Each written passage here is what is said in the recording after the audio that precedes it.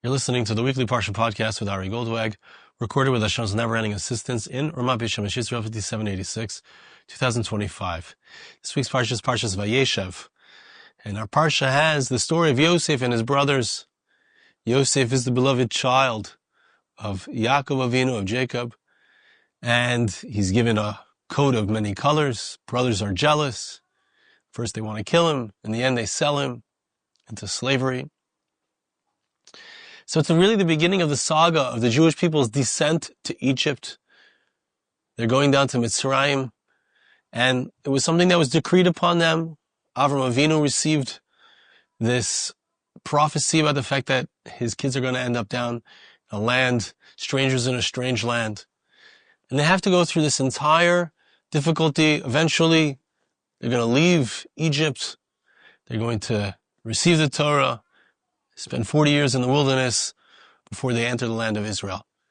And all of this history, all of this story is beginning here. It's beginning now in our Parsha with Yosef being sent down to Egypt. I'd like to share with you the Medrash that speaks about, gives us kind of a bigger picture, and it tells us about the relationship of the Jewish people with HaKadosh Baruch Hu, between us and God, and it brings a pasuk in Hosea. I'd like to read to you the pasuk in Hosea, but give you a little context. Back up a few psukim to the beginning of the chapter in Hosea chapter 11. Pasuk says like this, and we're going to focus in over here because we're going to learn together the psukim that the Medrash is going to bring in order to explain the story of Yosef, but not just the story of Yosef, the story of our relationship with HaKadosh Baruch Hu. Kinar Yisrael v'oy haveu. Hashem is speaking about the people of Israel. And he says that when the Jewish people were young, when they were a nar, when they were a child, Hashem loved us. Or Hashem loves us even when we're not a child, but He's loved us since we're children. Mitzrayim karasi livni. And Hashem says, I called to my son from Egypt. And we need to understand that Hosea is speaking in a time when the Jewish people were not so strong in their relationship with Hashem. They had turned away from Hashem. They had served idols. And Hosea was giving them instruction. He was giving them musar. He was giving them rebuke for their behavior. And Hashem says, through his prophet, he says, I love you, Klal Yisrael. I love you, O Jewish people. Going back to the days of your youth, when you were there in Egypt, when you were enslaved in Egypt. Karu lahem, kein holchu mipneim, laba'olim yizabechu labsim yakaterun. The pasuk says that although I love you, and I am somebody who calls to you, and I want you to know that I'm the one who's doing for you and taking care of you, but the Jewish people turned to the idols, and it's a little bit hard to understand the concept of idolatry because we don't live in that kind of culture, but we can understand that there are things that human beings would turn to that were more tangible, something that a person can see, right? It's easier to see that my boss is the one giving me the money. To think that he's really a shliach, a messenger of Hashem, he's the one that's just the vessel through which Hashem sends what I need, that's harder to think about. And in a similar way, they had idols, they had some kind of physical representation of spiritual truths that they would turn to instead of turning to Hashem. So Hashem says, I'm the one calling to you, but you're calling out to false gods. I'm the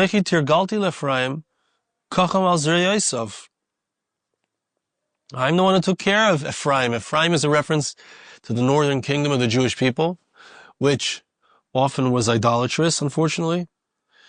And Hashem says, I'm the one who's taking care of them, but they place on their shoulders, which means to say they bring with them these idols. They don't realize that, or they're not bringing to their awareness that I'm the one who is curing them.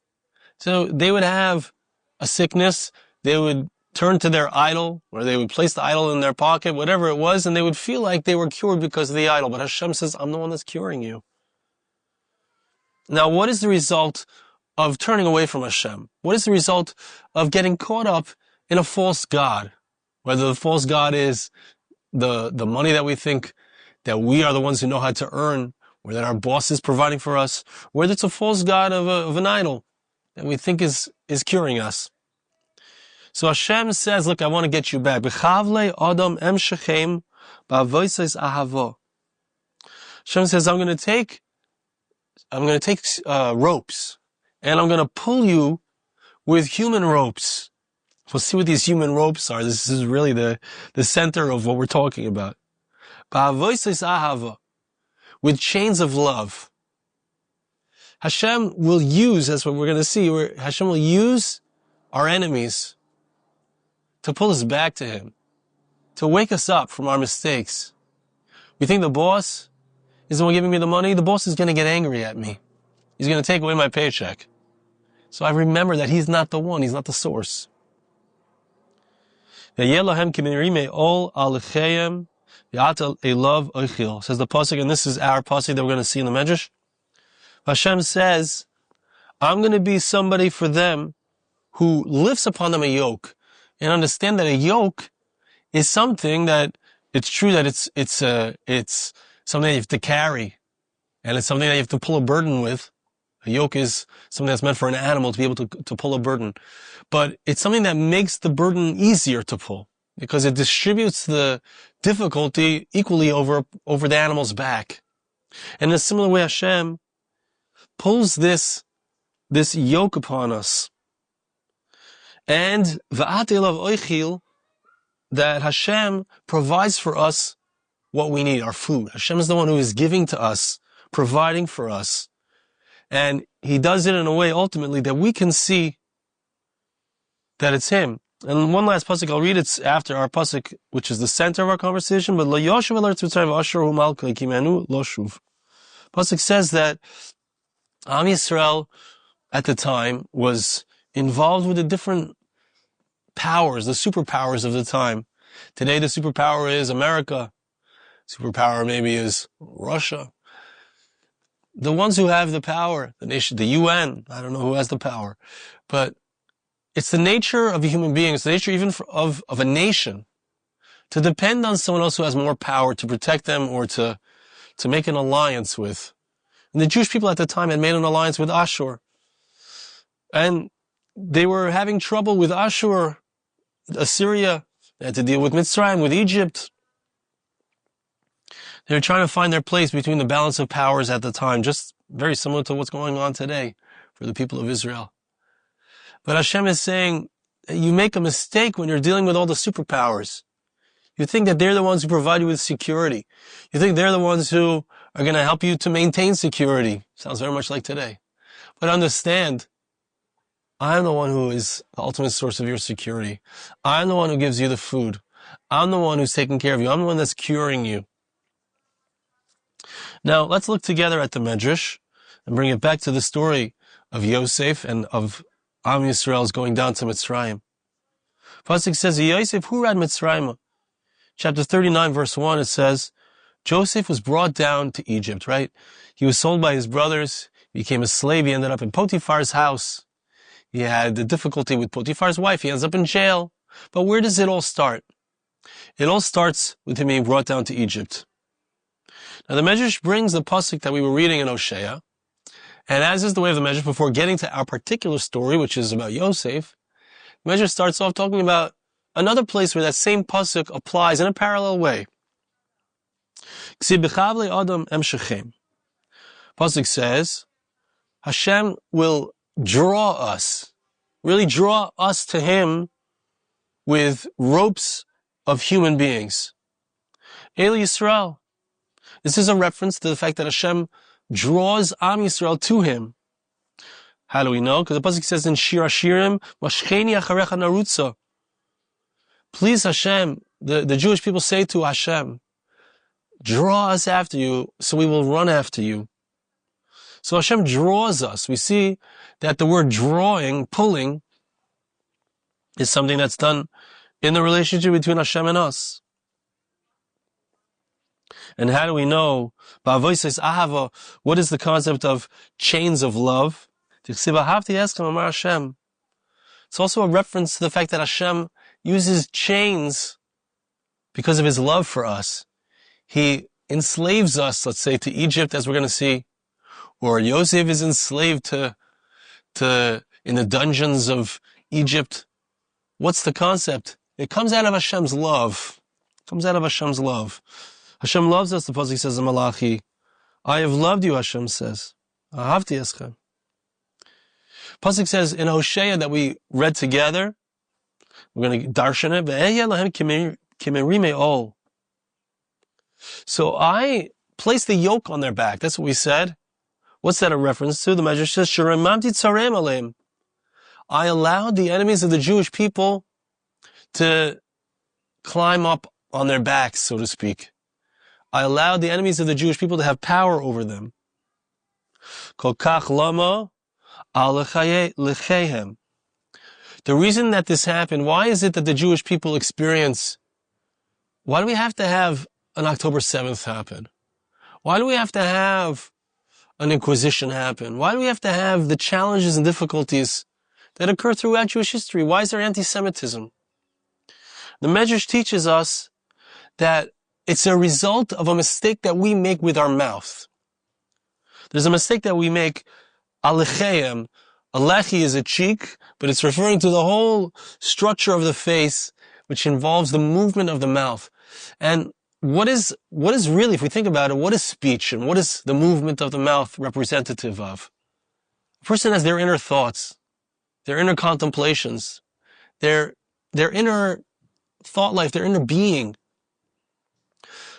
I want to communicate to you, I want to teach you something, or I want to share with you something.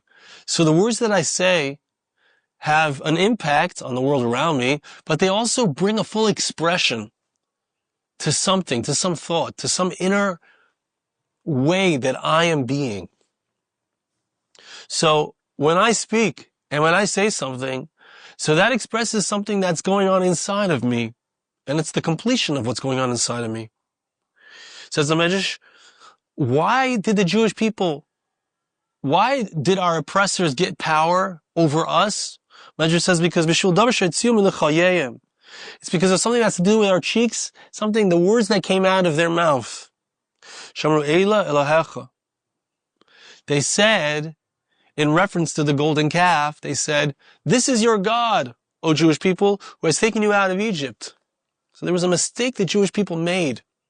And this mistake was something that was not just expressed, it wasn't just like a momentary expression, but it was something that had gone on in their minds. It was something that was at the root of how they experienced and felt about reality. And I would say, when the Jewish people said about the golden calf, this is your God who took you out of Egypt, and it goes back to the essence of what we were speaking about earlier with an idol. What is an idol? It's something that's more tangible. HaKadosh Baruch Hu, God, He has a certain way of being with the world. He hides Himself. He wants us to look for Him. He wants us to find Him. But it opens up the possibility for a mistake.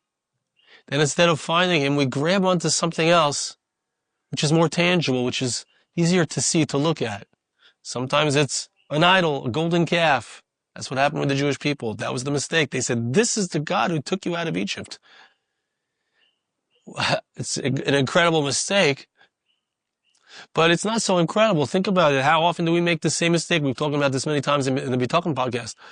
We make this mistake where we think that it's us. It's my work. It's my commitment. It's my talent. It's my boss that's creating the possibility for me to have my sustenance. And that mistake manifests, it expresses itself in what we say. In what we say and how we talk about Parnasa, what is it that made me successful? How did I accomplish this? When we talk about things in that way, we're expressing what's going on inside of ourselves, and that's a false God. And that invites, Hashem reacts, so to speak, with, I want you to know that it's really me. Let me wake you up. And the enemies are aroused against us. When we're complacent and we think that we're okay as we are, even if we believe that we're in charge and we're kind of disconnecting from Hashem. And it's not a coincidence that over the time of of the war of the last 2 years, the Prime Minister of Israel kept saying, Bezrat Hashem, with God's help. During the Iran war, he used the word Siyata Deshmaya, the help of heaven. And the mistakes that we made can cause our enemies to have power.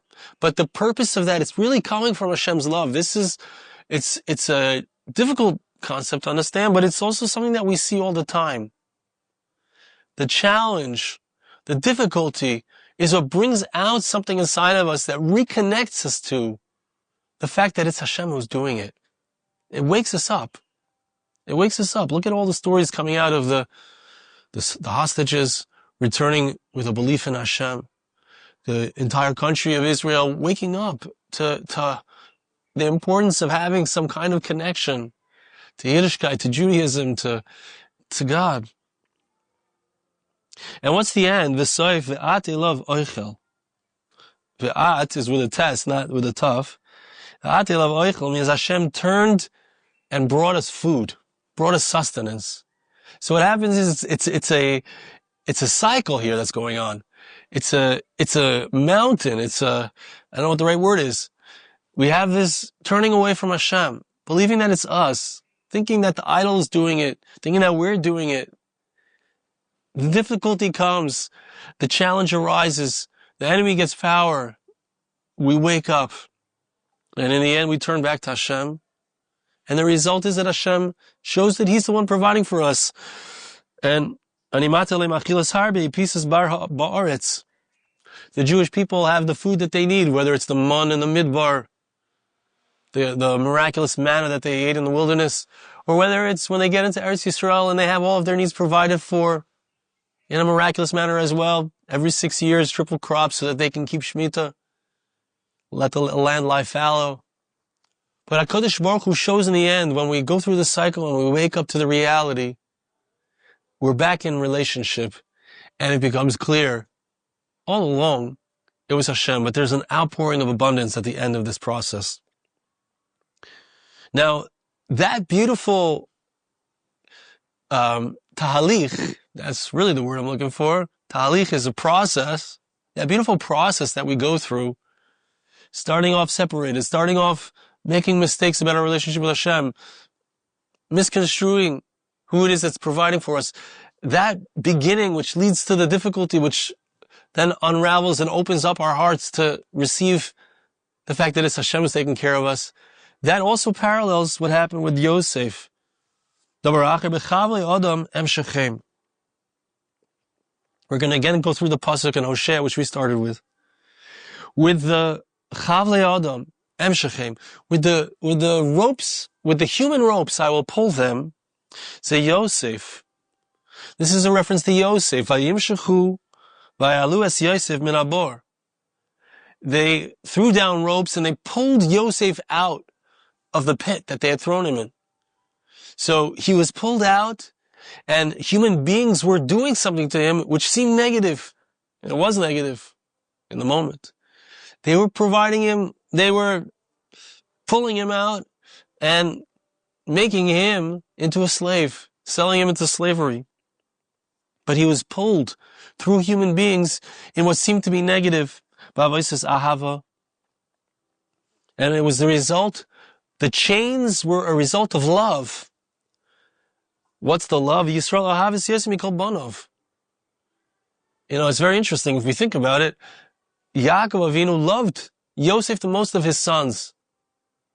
Now, often, Chazal say that if you want to know if a person is ahuv, a person is beloved in heaven, so you can see it if he's ahuv ala bria. So if the person has a certain chen, people like this person, so you can know that in heaven, Kadosh Baruch Hu likes this person as well.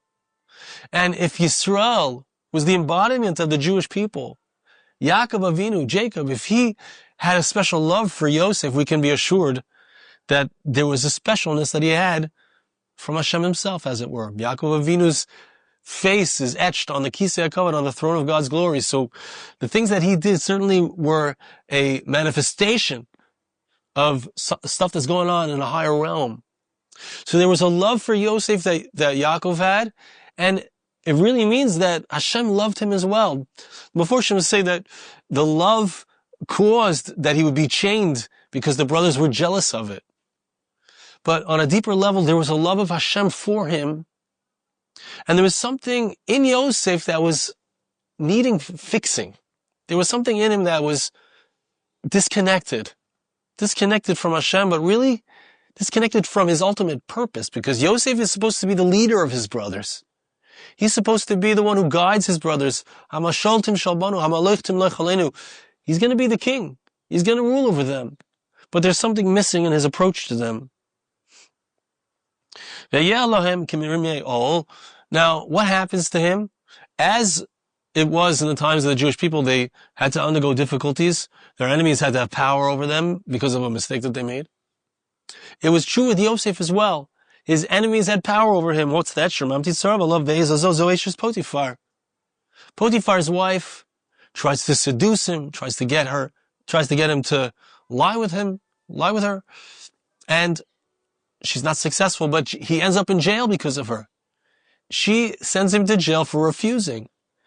And he's stuck in jail for 12 years. 12 years he languishes in jail. So it seems like his oppressors have power over him. But there was something with his cheeks. There was something with his speech that caused this problem. It's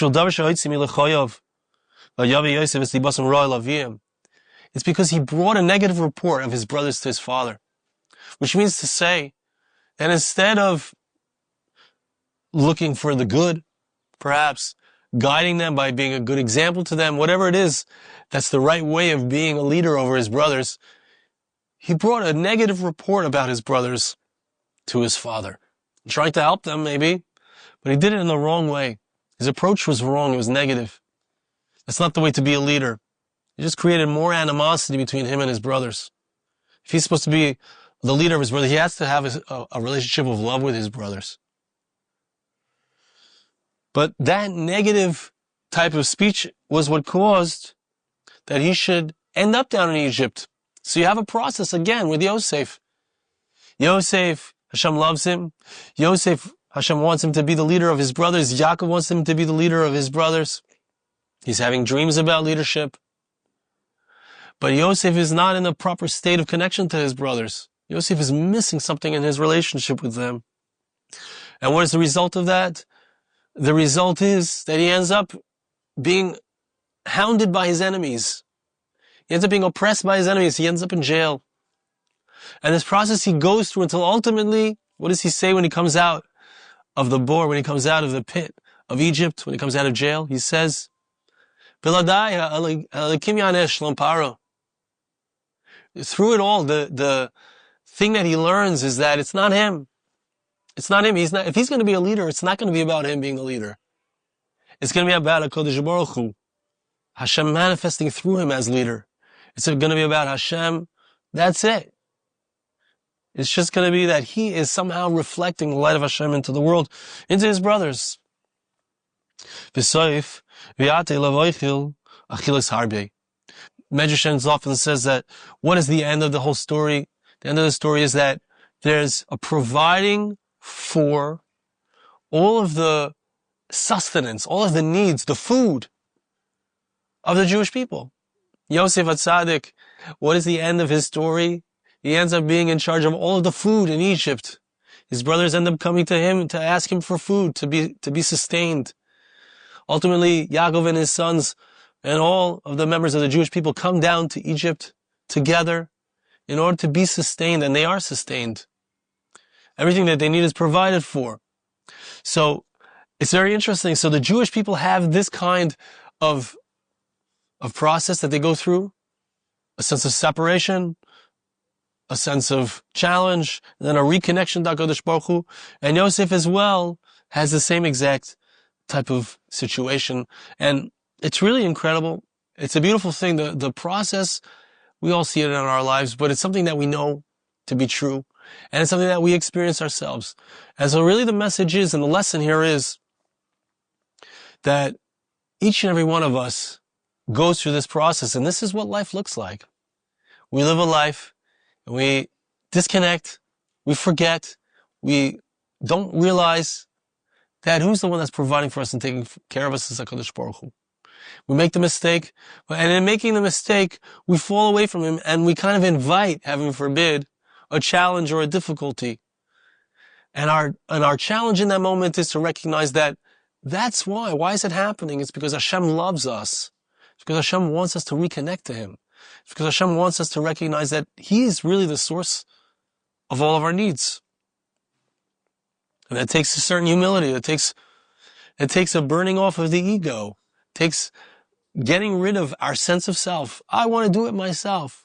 I had a conversation not long ago with a friend, and we're talking about the concept of bitachon, of trusting in Hashem, of Hashem wants us to do stuff ourselves. Hashem wants us to do hishtadlus. Hashem wants us to put in efforts. And I shared with him a similar thought to what we're talking about. That no, maybe it's that Hashem wants us to learn that it's really Him doing it. There's a Yosef, and Yosef represents the concept of hishtadlus, of doing things, of putting in efforts, but really, Yosef also represents a different concept of learning that it's not me, of learning that it's not my efforts. And it's not just that Hashem wants me to feel part of it, that's true. Hashem wants me to feel part of it. Hashem wants me to feel part of my accomplishments, part of receiving what I'm going to receive. But ultimately, the deepest type of perception, the deepest type of understanding, which is the real truth, is that I can never really earn my keep, so to speak, in this world. It's always really Hashem who's doing it. Even if I'm doing it, I'm moving my hand. Excuse me. I'm moving my hand, but who's giving me the power to move my hand? I'm speaking, but who's giving me the power to speak? I'm sharing with you a thought. It's being expressed through my mouth. But who's giving me the power of the thought? Who is planting this idea, the inspiration in my head? Who's showing me the sefer that's going to teach me this lesson? Who's giving me the insight to understand what's going on here? That's the deepest thing. The deepest level is knowing that it's not me. Knowing that if I have parnasa, if I have livelihood, if I have sustenance, it's not me. And Hashem shows us this. Hashem teaches us this, especially when our efforts fail. That's when we see it the most. I want to ask you, I bless you, and I want to ask you to bless me. Hashem should help us to see and to understand and to feel and to realize that He's in charge of our lives. Hashem should help us that if we do have to be challenged, we do have to have difficulties in our lives, that they shouldn't be so heavy. They should be distributed. Like an awl, like a yoke, distributes the weight. We should have a lightness, even in the challenges. And Hashem should help us that as we go through these challenges, as we go through the processes of growing in our relationship with Him, we get a deeper level of understanding of truth. We get to a place where we don't really need so many challenges. And we're just constantly living with the awareness of Hashem. Thank you so much for listening. Have a wonderful Shabbos. This podcast was made possible through the gracious donations of listeners like you. For more podcasts like this, please visit www.arigoldwag.com or search on iTunes Ari Goldwag.